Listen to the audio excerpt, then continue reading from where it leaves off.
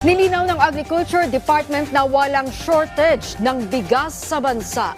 Ito'y sa harap na nakatakdang pagpapatupad ng Food Security Emergency for Rice. Sa isang news forum, sinabi ni Agriculture Assistant Secretary Arnel de Mesa na dahil ito sa patuloy na pagtaas ng presyo ng bigas sa kabila ng mga hakbang na ipinatutupad ng pamahalaan para bumaba ito.